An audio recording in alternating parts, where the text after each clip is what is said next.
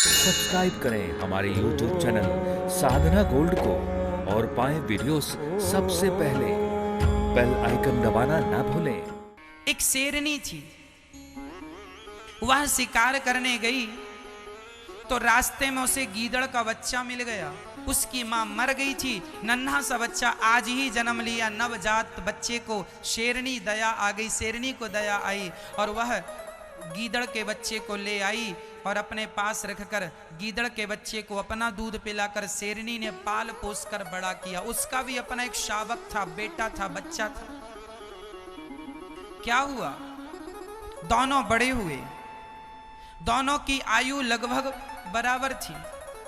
एक दिन हाथी ने अटैक कर दिया शेरनी के घर पर, उसके एरिया पर। तो शेरनी ने अपने बेटे शेर से कहा, जा जरा हाथी को यहां से भगा, हमारा घर उजाड़ देगा।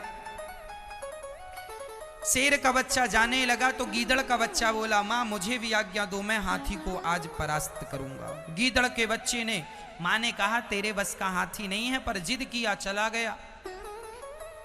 अच्छा, वो गीदड़ का बच्चा था पर शेरनी का दूध पिया था तो वो अपने आप को शेर समझने लगा था और वो भी शेर की तरह दहाड़ने की कोशिश किया और हाथी के सामने खड़ा हुआ। हाथी ने देखा गीदड़ की इतनी हिम्मत, दहाड़ रहा, उठाया, सूंड से घुमाया, धड़ाम से पटक दिया। नस नस टूट गई गीदड़ के बच्चे की और शेर के बच्चे ने हाथी को पराजित करके वहां से भगाया। गीदड़ का बच्चा रोता रोता अपनी मां के पास आया। शेर का बच्चा हंस रहा था तो उसके हंसते देख गीदड़ के बच्चे को बुरा लगा। मां मां देखो तो ये हंस रहा है, इसने हाथी को पराजित कर दिया। मां बताओ मैं क्यों नहीं पराजित कर पाया हाथी को?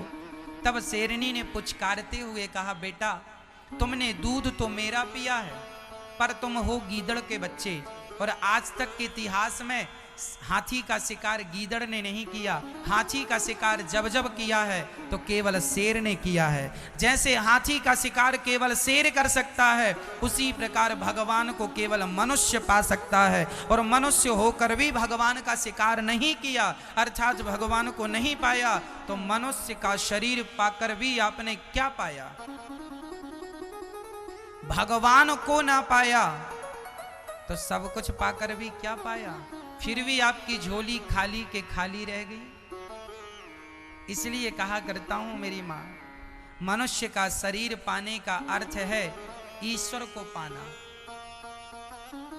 यदि ईश्वर को नहीं पाया गया, भजन नहीं किया गया, परोपकार नहीं किया गया, तो मनुष्य का शरीर पाना व्यर्थ। फिर तो हम कुत्ता बिल्लियों की तरह जीकर मर गए। फिर तो सामान्य तुम बच्चे ही तीन काम सब करते हैं, खाना, बच्चे पैदा करना और सोना। ये तीन काम तुमने बच्चे पैदा किए तो कुत्ते ने भी बच्चे पैदा किया। तुम सोए तो सुअर भी सोया, तुम खाए तो बिल्ली और पशु और पक्षी भी खाए। तुम खाते हो वो खाते हैं, तुम सोते हो वो सोते हैं, तुम बच्चे पैदा करते हो वो बच्चे पैदा करते हैं। फिर तुम में और उनमें अंतर ही क्या रहा? यदि तुमने भी केवल ये तीन काम ही किए तो क्या अंतर रहा कुत्ते में और तुम में, सुअर में और तुम में? अरे तुम में और उनमें यही अंतर है कि तुम वृंदावन धाम में बैठ के भगवान की कथा सुन सकते हो, तुम वृंदावन आकर अपना कल्याण कर सकते हो, तुम भगवान की चर्चा सुन सकते हो, घर में भगवान का नाम जप सकते हो, कीर्तन कर सकते हो।